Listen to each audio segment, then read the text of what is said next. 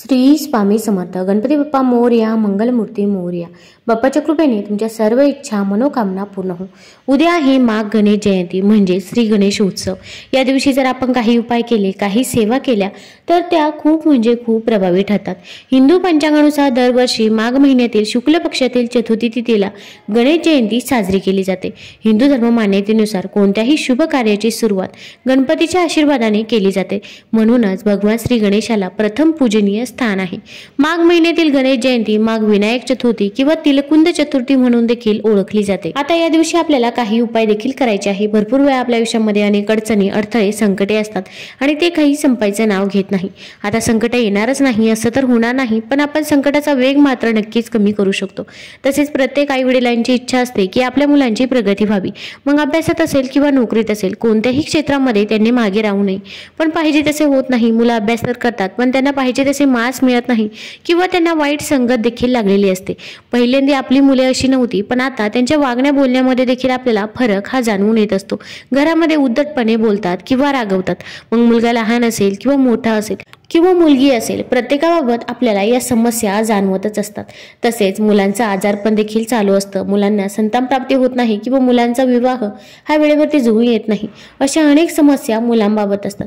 तर या सर्व समस्या दूर होण्यासाठी या दिवशी कोणते उपाय करावे, कोणत्या सेवा कराव्या याबद्दलची सर्व माहिती आपण आज या व्हिडिओमधून जाणून घेणार आहोत. तत्पूर्वी तुम्ही चॅनलमध्ये नवीन असाल तर चॅनल लाईक करा व सबस्क्राईब देखील करा. कमेंटमध्ये श्री स्वामी समर्थ किंवा गणपती बाप्पा मोरया लिहायला विसरू नका. आता या माघी गणेश जयंतीच्या दिवशी आपण सकाळी लवकरच उठायचं आहे. अगदी तुम्ही ब्रह्ममुहूर्तावरती उठलं तरी पण चालेल. ब्रह्ममुहूर्तावरती आपण जी काही पूजा करतो, सेवा करतो, त्या सेवेचे आपल्याला अगणित फळ मिळत असते, कारण की त्या वेळेमध्ये वातावरणामध्ये देखील शांतता असते. आता या दिवशी सर्वात प्रथम आपण आपल्या घराची शुद्धी करणं देखील खूप महत्त्वाचं आहे, कारण की भरपूर वेळा आपण घरामध्ये मांसाहार करत असतो किंवा आपल्या घरामध्ये नकारात्मक बोलत असतो किंवा आपल्या इथे कोणी ना कोणी येत असतं. मग शेजारी असो किंवा नातेवाईक असो, प्रत्येकालाच आपल्याबद्दल, आपल्या मुलांबद्दल चांगले वाटते असे नाही. मग त्यांच्यामध्ये असणारी नकारात्मकता देखील आपल्या घरामध्ये कुठेतरी प्रभाव करत असते. तर हीच नकारात्मकता दूर होण्यासाठी आपण घराची शुद्धी करायची आहे. तर आपण थोडंसं पाणी घ्यायचं आहे. आता या पाण्यामध्ये आपण चिमूटभर हळद टाकायची आहे, 2 थेंब गंगाजल टाकायचं आहे आणि हे पाणी आपण घरामध्ये शिंपडायचं आहे. बेडरूममध्ये, हॉलमध्ये, किचनमध्ये, तसेच उंबरठ्याजवळ देखील आपण हे पाणी शिंपडायचं आहे. यामुळे आपल्या घराची शुद्धी होते व आपल्या घरातील नकारात्मक ऊर्जा दूर होण्यास मदत होत असते. आता या दिवशी भगवान श्री गणेशांची पूजा करायची आहे, पण त्या अगोदर आपण या दिवशी देवघरामध्ये एक दिवा प्रज्वलित करायचा आहे. तर तुम्ही कणकेचा दिवा बनवून घ्यायचा आहे. यामध्ये मीठ टाकायचं नाही, तर चिमूटभर हळद टाकायची आहे. आता कणकेचा दिवा बनवणे शक्य नसेल तर अशा वेळेस तुम्ही मातीची पंती घेतली तरी पण चालेल. एक प्लेट घ्यायची आहे. प्लेटमध्ये अखंड तांदूळ टाकायचे आहे. तांदूळ हे कुठेही तुटलेले फुटलेले नसावे. तांदळावरती हळदी कुंकू अर्पण करावं आणि त्यावरती आपण कणकेचा किंवा मातीचा चौमुखी दिवा ठेवायचा आहे. आपण जर या दिवशी घरामध्ये चौमुखी दिवा प्रज्वलित केला तर आपल्याकडे येणारे चौमुखी म्हणजे चारही दिशेने येणारे संकट, विघ्न बाप्पा दूर करतात. म्हणून या दिवशी घरामध्ये आपण चौमुखी दिवा प्रज्वलित करायचाच आहे. अगदी जरी तुम्हाला सकाळी वेळ मिळाला नाही तरी सायंकाळी जरी असा दिवा प्रज्वलित केला तरी पण चालेल. आता या दिव्यामध्ये मोहरीचं तेल टाकायचं आहे. आता घरामध्ये मोहरीचं तेल नसेल तर अशा वेळेस शुद्ध तूप टाकू शकता किंवा तिळाचं तेल टाकलं तरी पण चालेल. या दिव्यामध्ये चिमूटभर हळद टाकावी. दिवा प्रज्वलित करायचा आहे. दिव्याला चारही बाजूने हळदी कुंकू अर्पण करायचं आहे. फूल व्हायचं आहे. आता यानंतर आपण भगवान गणेशांना अभिषेक करायचा आहे. अभिषेक करत असताना शुद्ध जलाने, त्यानंतर पंचामृताने अभिषेक करावा. तसेच अभिषेक करत असताना ओम गण गणपतये नमः, ओम गण गणपतये नमः या मंत्राचा जप करत राहायचा आहे. अभिषेक करून झाल्यानंतर आता आपण काही वस्तू बाप्पांना अर्पण करायची आहे. तर सर्वात प्रथम आपण जास्वंदीचं फूल अर्पण करावं. 21 दुर्वाची जोडी अर्पण करावी. तसेच जेव्हा आपण 21 दुर्वाची जोडी बाप्पाला अर्पण करत असतो तेव्हा आपण थोडीशी हळद घ्यायची आहे.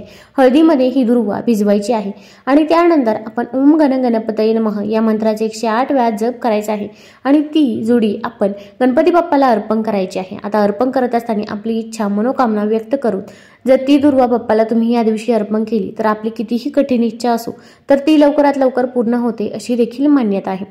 आता यानंतर आपण बाप्पाला गुळ खोबऱ्याचा नैवेद्य असेल, मोदक असतील तर ते देखील अर्पण करायचे आहे. आपल्याला एक उपाय करायचा आहे. तर आपल्याला हिरव्या मुगाचा अत्यंत प्रभावी उपाय करायचा आहे. आता प्रत्येक आई मुलांसाठी हा उपाय करू शकता. अगदी लहान बाळ असेल किंवा मोठा मुलगा असेल तर त्यासाठी किंवा मुलीसाठी जरी तुम्ही हा उपाय केला तरी पण चालेल. आता आपल्याला जर 2 मुलं असतील तर हा उपाय कसा करावा, तसेच मुले बाहेरगावी, परगावी शिक्षणासाठी, नोकरीसाठी असतील तर हा उपाय कसा करावा हे देखील मी तुम्हाला पुढे व्हिडिओमध्ये सांगणार आहे. आता सर्वात प्रथम आपण हिरवे मूग घ्यायचे आहे। आता हिरवे मूग घेताना 108 हिरवे मूग घ्यायचे आहे। हिरवे मूग अख्खे असावे, कुठेही तुटलेले नसावे। त्यानंतर हिरव्या रंगाचं कापड घ्यायचं आहे। आता हिरवा रंग हा बुध ग्रहाला दर्शवत असतो, तसेच हिरवा रंग हा भगवान श्री गणेशांना अत्यंत प्रिय आहे। हिरव्या रंगाचं कापड अगदी आपण छोटंसं घेतलं तरी पण चालेल। आता हे कापड आपण भगवान गणेशांसमोर ठेवायचं आहे। त्यानंतर आपण 108 हिरवे मूग घ्यायचे आहे। एक हिरव्या मुगाचा दाणा आपण हातामध्ये घ्यायचा आहे आणि आपण ओम गण गणपतये नमः या मंत्राचा जप करायचा आहे आणि तो हिरव्या मुगाचा दाणा आपण त्या कपड्यावरती ठेवायचा आहे। परत दुसऱ्या हिरव्या मुगाचा दाणा घ्यायचा आहे, तो परत आपण ओम गण गणपतये नमः हा मंत्र म्हणत तो दाणा देखील आपण त्या हिरव्या कपड्यावरती ठेवायचा आहे। अशाच प्रकारे आपण 108 वेळा ओम गण गणपतये नमः हा मंत्र म्हणायचा आहे।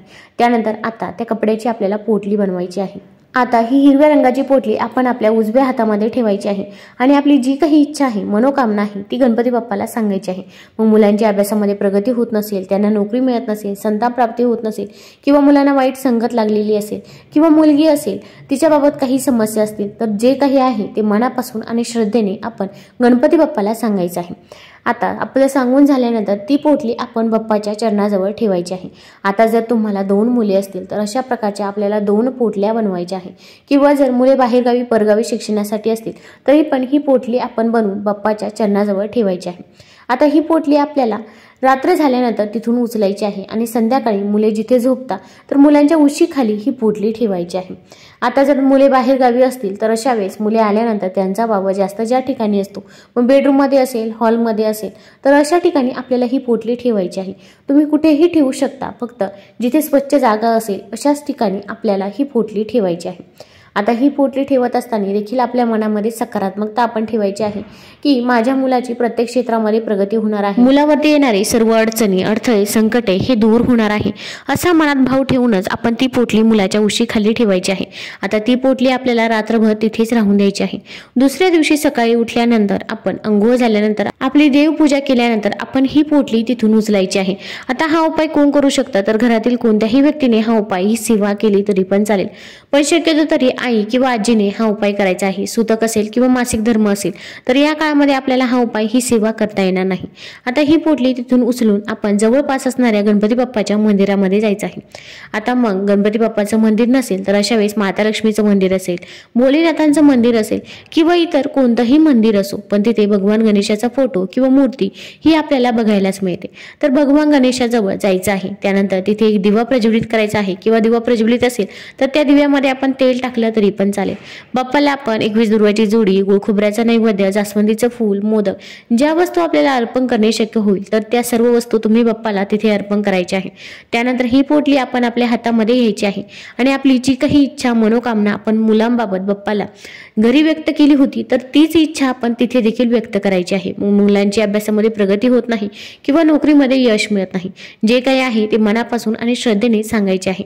आता तिथे बसून जर आपल्याला ओम गण गणपतये नमः या मंत्राचा 108 वेळा जप करणे शक्य असेल तर आवर्जून तिथे बसून तुम्ही हा मंत्र जप करायचा आहे। आता यानंतर ही पोटली आपण बाप्पाच्या चरणाजवळ ठेवायची आहे। आता चरणाजवळ ठेवत असताना देखील आपली इच्छा आपण परत बोलायची आहे। तसेच आपण बाप्पाच्या कानामध्ये देखील ओम नमः शिवाय म्हणून आपली मुलांबाबत इच्छा नक्कीच या दिवशी व्यक्त करावी, त्यामुळे आपल्या मुलांवरील सर्व अडचणी, अडथळे हे दूर होत असतात। आता हा उपाय केल्यावर आपण त्याबद्दल कुणालाही सांगायचं नाही, शेजारची व्यक्ती असो किंवा नातेवाईक असो। आपण जर कुणाला सांगितले तर तो उपाय आपला सफल ठरत नाही। तुम्हाला जर हा व्हिडिओ आवडला असेल तर चॅनल लाईक करा, सबस्क्राईब करा। धन्यवाद।